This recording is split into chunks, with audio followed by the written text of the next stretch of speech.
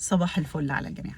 يمكن اتكلمنا المرة اللي فاتت على ال3 أنواع اللي موجودة في سوق العمل، قلنا إن أنا عندي الموظف اللي already موجود في سوق العمل، عندي اللي معاه فلوس بس مش عارف فكرة مشروع يعملها، والنوع التالت اللي هو already صاحب مشروع قائم أو شركة قائمة. اتكلمنا المرة اللي فاتت على الموظف اللي هو أنا هاكمل، أنا عندي نو هاو وهتكسب منها عن طريق إن أنا باشتغل فيها أو أقدم فيها فريلانسر. النوع التاني للموظف، الموظف في منه نوعين، اللي هو قرر إن هو يسيب شغله ويفتح مشروع. اوكي جريت، وجود وستاب حلوه جدا، بس لازم تخلي بالك من شويه حاجات. ما تفتحش المشروع وانت ما عندكش نو هاو ودرايه، يعني ما تعملش شيفتنج للكارير وتروح تفتح مشروع. لا، روح اعمل شيفتنج للكارير واشتغل الشغلانه دي الاول واتعلم فيها، وبعد كده قرر ان انت تفتح المشروع بتاعك. دي حاجة مهمة جدا لازم تخلي بالك منها. تاني حاجة، أنا قررت أفتح المشروع، المعضلة الكبيرة هجيب الفند منين؟ عندك سكتين عشان تقدر تجيب منهم الفند. عندك سكه ان انت من يور نتورك نجيب قرايبنا صحابنا اصدقائنا ونبتدي نجمع منهم فلوس ونبتدي ان احنا نشتغل وندير البيزنس ونبتدي دوينج البيزنس. طب انا ما عنديش من اصدقائي، ما عنديش الكلام ده كله، مش لاقي حد يسبورت.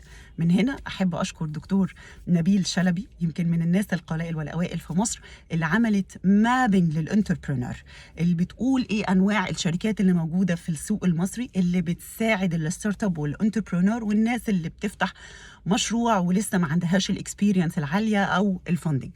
المابنج دي هتلاقوا فيها 5 انواع من السبورت اللي بيحصل للانتربرينور، عن طريق النتوركينج، عن طريق التالنت، عن طريق الفندنج، عن طريق السبورتنج، عن طريق الجروث. واحطها لكم في اللينك موجود كمان عشان تقدروا تخشوا فيها. ومن هنا انا بحب اشكر طبعا دكتور نبيل شلبي، رغم ان احنا لم نتقابل شخصيا، بس انت واحد من الناس اللي اثرت في مصر ونشرت وعي وثقافه الانتربرينور، وكنت من اوائل الناس اللي عملت مابنج للايكو سيستم الخاص بالانتربرينور. بس ملحوظه مهمه قوي ونصيحه ليكم، بغض النظر انا هتجه ليه الفلوس وهيجي مصدرها منين، ما تفتحش المشروع الا وانت معاك فند يقدر يخليك تقف على رجليك فتره. ال3 شهور و4 شهور مش كافيه، لازم يبقى اللي يقدر يخليك تران البيزنس سنه و2.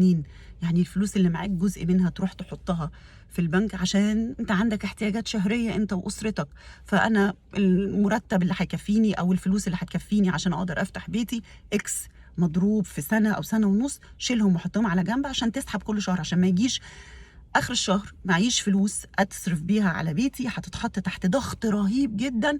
انا هعمل ايه؟ انا ارجع تاني موظف.